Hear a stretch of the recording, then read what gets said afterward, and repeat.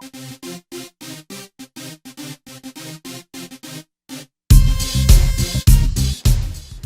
everybody, it's Jenna and Ron here for this week's edition of Ask Ron. So our first question is Raymond from Bloomingdale, New Jersey. Hey Ray. Hi Ron, thanks for the great information in this week's video as always. My question is this: if we are using our IRAs for investing in a rehab or anything else requiring raised funds, does that cause any complication bringing in outside funds? Only if you do it right, Raymond. First, you cannot guarantee debt for your IRA, which means you will never be able to borrow money, sign on the dotted line as the one liable, which means you'll never borrow money from any bank for your IRA. So as long as it's non-recourse debt, it is okay for you to borrow money from a private lender. And actually, let me rephrase that, it is okay for your IRA to borrow money from a private lender to buy and fund the property. However, don't ever make your IRA the direct borrower. You buy the property in a land trust and you make the land trust the borrower, and your IRA owns the land trust. Or, like in the lesson that I just put up there last week, your land trust could be owned by an LLC owned by your IRA. Either way, your IRA doesn't borrow it, but if it's an IRA related property, no personal guarantee, and in that respect, the private loan is no different than any other private loan outside of your IRA. Okay, the second question is from Alex in Houston, Texas. Alex? Ron, since in Texas we buy pretty houses using owner financing instead of lease options, Right? what advantages are there for the seller if they ask why they should owner finance? Well, there's the same advantages that they have when they lease option. The house gets sold, they get a monthly payment coming in, they're no longer responsible for any repairs, and ultimately they're going to get cashed out at no cost to them, and quite often they're going to get close to retail price in the process. So it's really just a delayed cash sale. So the advantages are no different than they are with a lease purchase to them.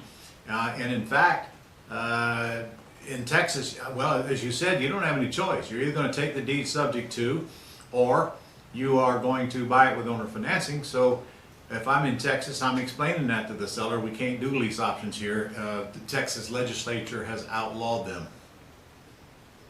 The third question is from Christopher in Colorado Springs. I have a seller willing to do seller financing on a free and clear house. He wants $349,000, but he is most interested receiving $1,500 a month. Renometer says $1,800 to $1,850, but I feel I could get $2,000 for rent to own. Right.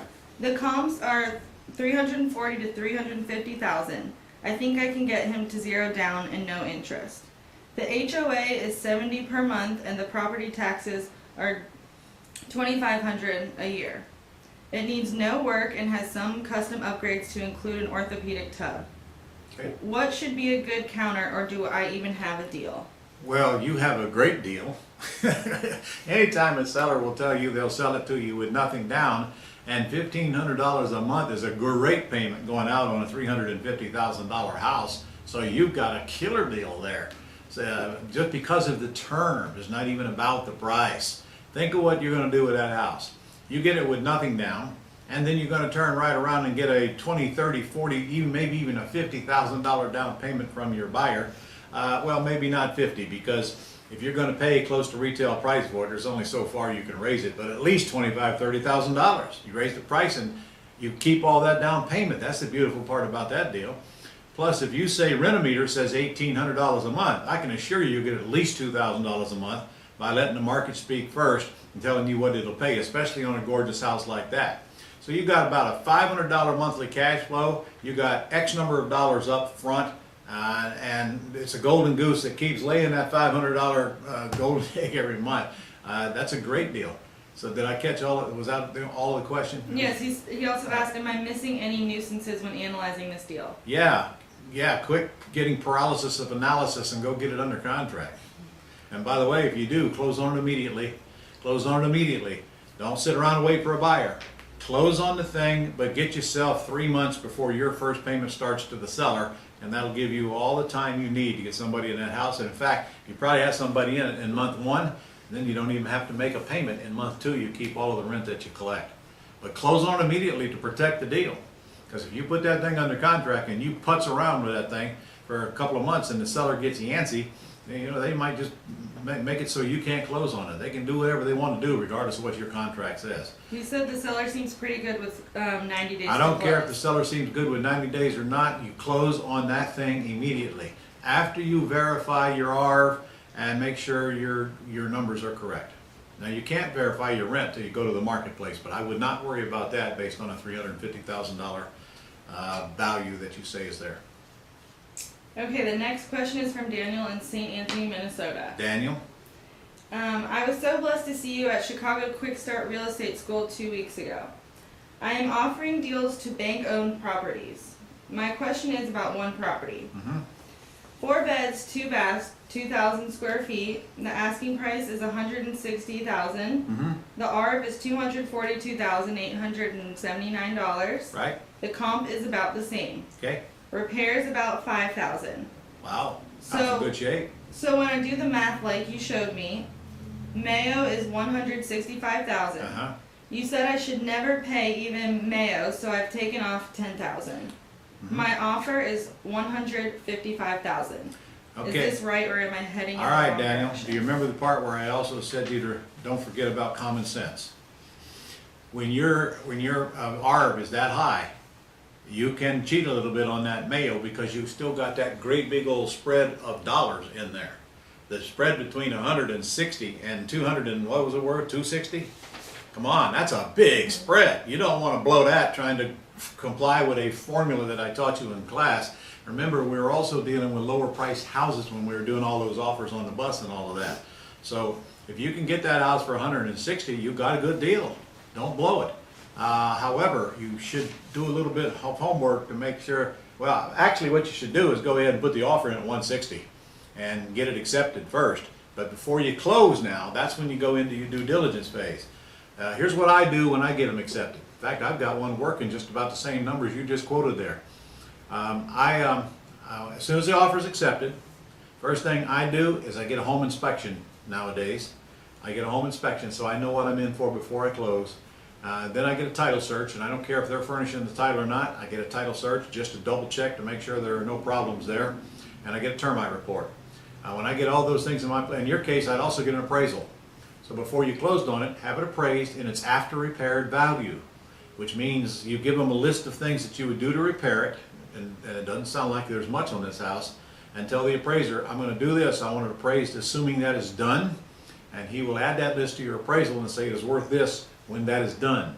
And I can tell you that it's worth more than he will give you that number for because he doesn't see it done, so he's going to whack it a little bit. Just verify your assumptions, but get that offer in because somebody's going to steal that off and under you if you don't.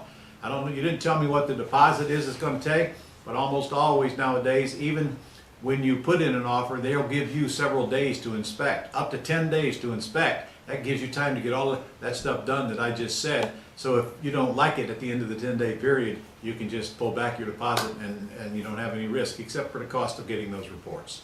That's a big spread, man. You better not blow that one. Okay, the next question is from Ramiro in Colorado Springs. Ramira?